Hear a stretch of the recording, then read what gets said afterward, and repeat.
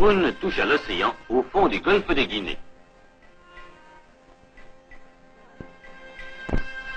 Le pays Bamileke est un haut plateau couvert de savane qui se situe au nord de Douala, sur la frontière Cameroun-Britannique.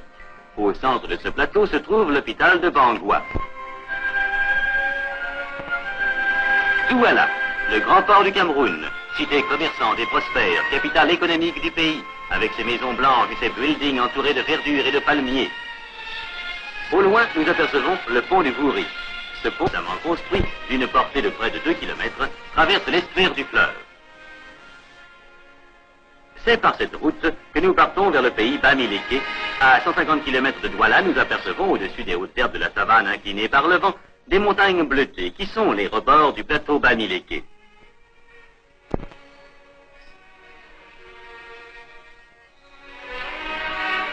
Kilomètres après, le Nkam, fleuve qui limite à plein bord ses eaux torrentielles et troubles dans un décor qui ne manque pas de grandeur.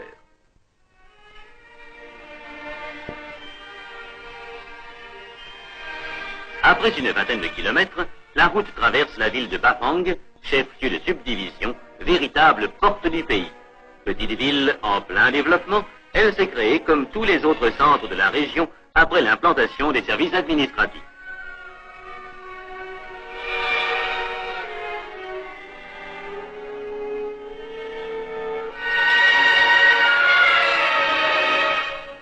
Les boutiques, les unes après les autres, se sont installées le long de la route. Au passage, nous jetons un coup d'œil à quelques boutiques. Voici le marchand de tissus. Ici, la mode nouvelle du coiffeur.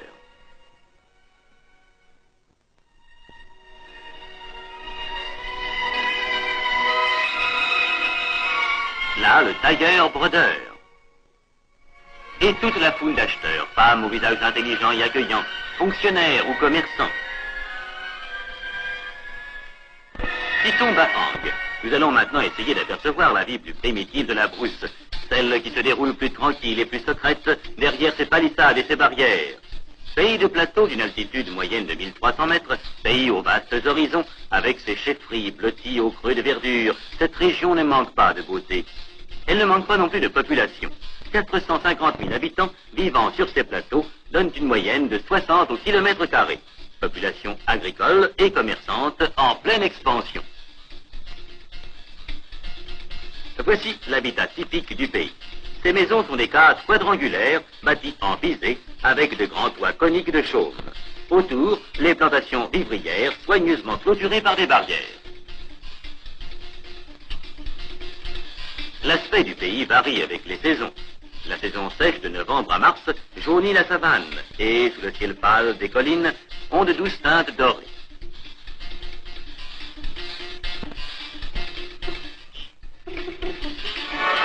Vers la fin de janvier, les feux de brousse s'allument et leurs flammes claires dévorent les herbes desséchées et ravagent les pentes des collines. Il ne reste bientôt que des étendues noircies et fumantes où apparaissent les cailloux et les termitières. Mais sur les pentes noircies, la pluie de mars va à nouveau faire surgir les jeunes pousses vertes. Le paysage redevient verdoyant.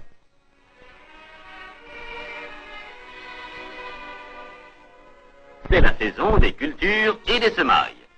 Il faut préparer le sol. Les travaux de culture sont confiés aux femmes. Nous voyons une jeune fille retourner la terre d'Aou. Une sorte de voile cache en partie son visage et des traces de couleur rouge, en partie effacées, sont visibles sur ses membres. C'est une jeune fille qui est dans le temps de préparation au mariage. C'est la vieille coutume d'une ja. Du reste, toute la famille participe à ces activités agricoles.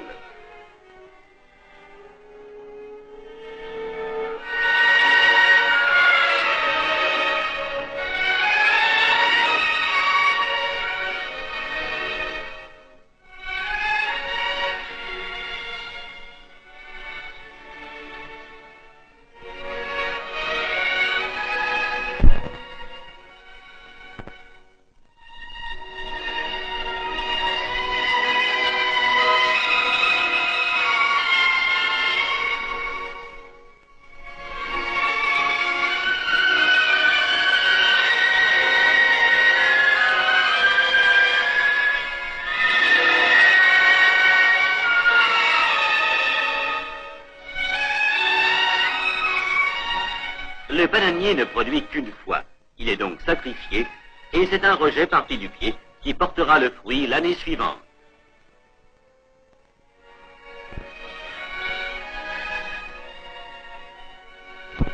Les enfants attendent le retour de leur mère. Chaque plantation est entourée de barrières. Chaque année au printemps, le marange répare ou fait de nouvelles barrières. La barrière est non seulement une limite, elle est aussi un élément capital de la protection des cultures contre les animaux, principalement les chèvres.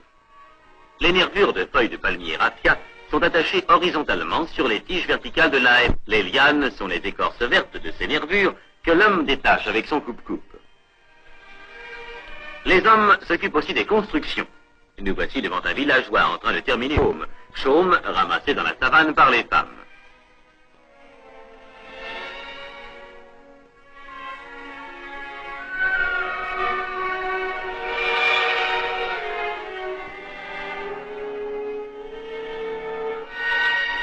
Aujourd'hui, jour de marché. Dans chaque tribu, le grand marché a lieu sur une place située dans les environs immédiats de la chefferie. Ils débutent assez tôt le matin et battent leur plein vers 11 heures. Nous sommes ici au marché de Bangou. Le marché est un lieu important de la vie sociale et économique du pays. Les villageois apportent des produits variés et vivriers, arachides, patates, manioc, piments, fruits, poulets, chèvres, ou des produits de leur fabrication artisanale, poterie ou corde.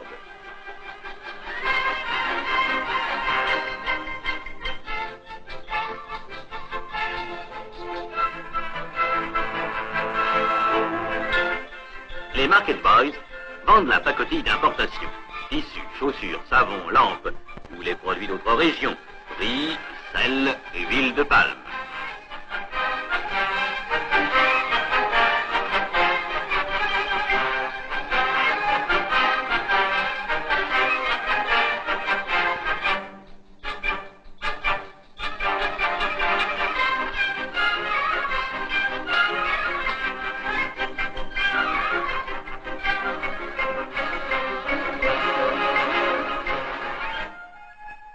Les petits cars de brousse fréquentent aussi les marchés, transportant voyageurs et marchandises.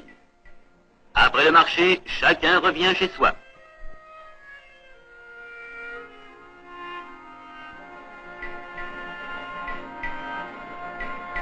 Nous voici à la chefferie de Bangoua. À la porte, un grand tambour sculpté couché devant une case de la Grand Place. Nous pénétrons vers l'intérieur de la chefferie jusqu'à la résidence du chef. Cases blotties les unes contre les autres, bâties selon le mode coutumier. Nous arrivons auprès du chef Nouno, assis dans sa cour. Il est le plus ancien et le plus âgé des chefs bamilékés. Ces chefs, dont l'autorité était considérable, voient leur importance diminuer progressivement sous la poussée de l'évolution actuelle. Aujourd'hui, le chef de Bangoua et sa résidence ne sont que l'ombre des splendeurs passées. Dans une arrière-cour sont conservées quelques œuvres sculptées, échantillons d'art bamilékés, statues, effigies ou fétiches et tabourets dont le réalisme et la facture ne manquent pas d'originalité et de caractère.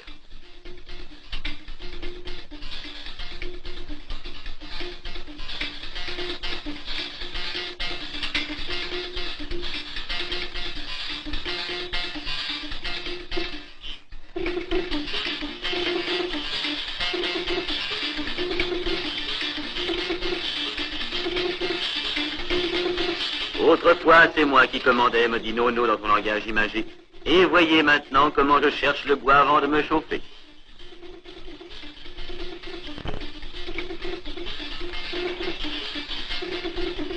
La chefferie est le siège du pouvoir coutumier politique et religieux. Elle est aussi le lieu de réunion des diverses sociétés coutumières et le lieu des réjouissances collectives, de danse en particulier. Nous assistons aux préparatifs des danseurs pour la danse du camp. La période du camp dure 9 semaines et tous les 8 jours à la chefferie a lieu la danse d'une société. Tous les sociétaires sont tenus de danser, sinon ils sont pénalisés par le chef, d'une amende, habituellement une chèvre. L'origine du camp est très ancienne et se rapporte aux choses les plus sacrées et les plus secrètes, dont la signification est perdue pour la plupart des villageois et les quelques initiés restants ne veulent pas en parler. Il est probable que ces danses sont des rites et des incantations rogatoires pour accroître la richesse des récoltes, la fécondité du pays et des familles. Elles ont toujours lieu vers le début de la saison des pluies chez les tribus dont la richesse principale est l'agriculture. Elles ont lieu aussi quand les filles ont fini leur période d'initiation d'une jappe. Le chef, dans son costume d'apparat, est monté sur la place. Les cornes, les marques blanches sur la peau, les interdits qui marquent cette période confirment le caractère magique de ces danses.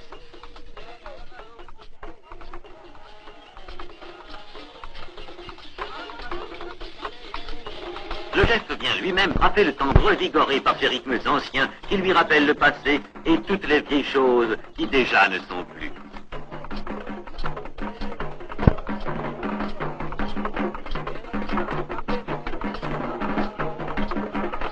Il danse lui aussi, courbé vers cette terre où est caché son Dieu.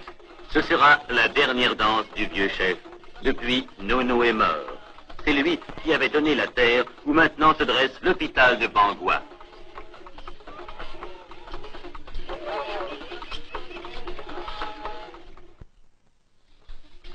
Nous voici dans une autre chefferie sur le rebord nord du plateau, à Balaigne. La chefferie est bien conservée et à belle allure, avec ses grandes cours, ses hautes cases et ses poteaux sculptés éteints. C'est aussi la période du camp. Mais la danse ressemble peu à celle de Bangua. La magie y est encore plus évidente. Devenus agriculteurs depuis qu'ils ont été refoulés sur ce plateau par les envahisseurs du Nord, les populations bamilékées étaient primitivement des tribus de chasseurs de savane. Et le camp dansé à Balaigne, en pleine saison sèche, au moment où les feux de brousse rendent la chasse plus fructueuse et plus facile, paraît une cérémonie nettement en rapport avec les rites de la chasse. C'est dans des coins isolés de la brousse que les danseurs se préparent et paraissent s'identifier avec le gibier désiré. Course rapide et légère comme l'antilope, queue pendue à l'arrière-train et des marches pesantes, morceaux de viande dans la bouche et grognement bestial.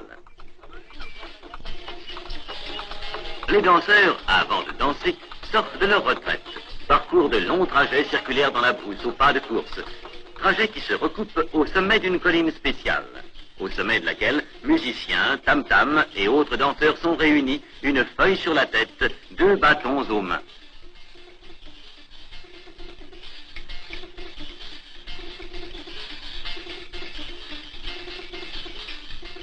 Le tam-tam est chauffé afin de tendre la peau.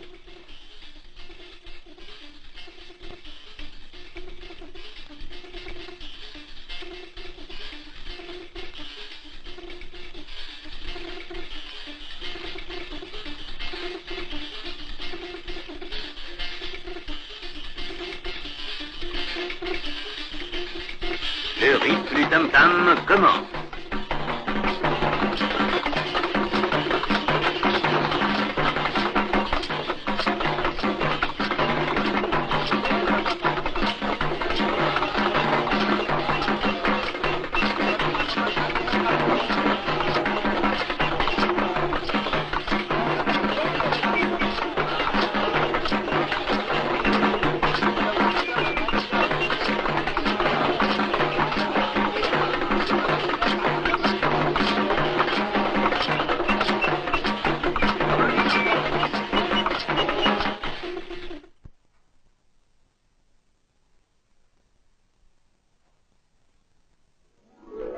Mais dans ce pays encore profondément païen, la mission chrétienne travaille depuis une 40aine d'années.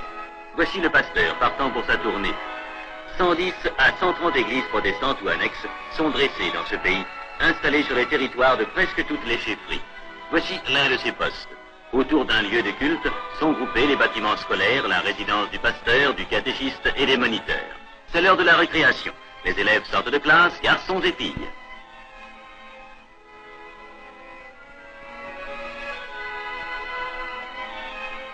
Et le dimanche, les fidèles se rassemblent pour le culte aux abords de l'église. Les enfants, les mères. Nous sommes à Chang et c'est un jour de fête. Une consécration pastorale doit avoir lieu. Au premier rang, le pasteur Modidine, doyen du corps pastoral, le pasteur Joki, président de la commission synodale, et le pasteur Mikolachek, vice-président. Et derrière eux, tous les représentants du corps pastoral de l'église évangélique du Cameroun se sont rassemblés en cortège.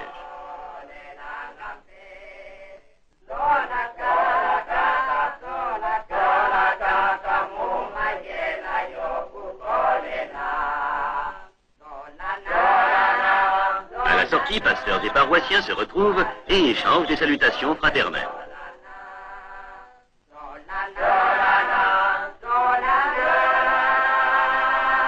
Nous voici à l'hôpital de Bangua.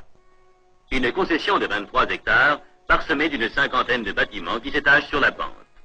En bas et à gauche, les maisons d'habitation des infirmiers et de leurs familles. Échelonnées sur la lisière supérieure et un peu cachées par le versant, les maisons des missionnaires. Au milieu, les pavillons de l'hôpital.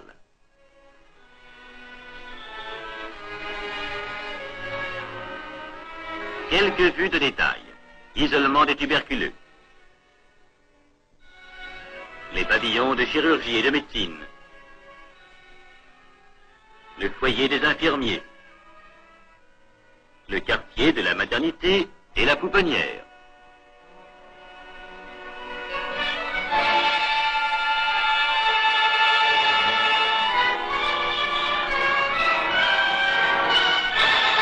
C'est surtout depuis 1951 que l'hôpital s'est développé et de nombreux bâtiments ont pu être construits grâce aux subventions du plan FIDES.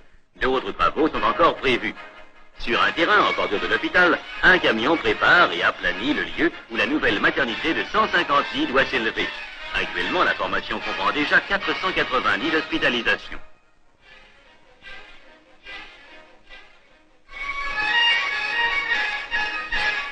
En attendant l'arrivée des crédits, des équipes d'ouvriers de l'hôpital continuent les petits travaux d'entretien, caniveaux et escaliers.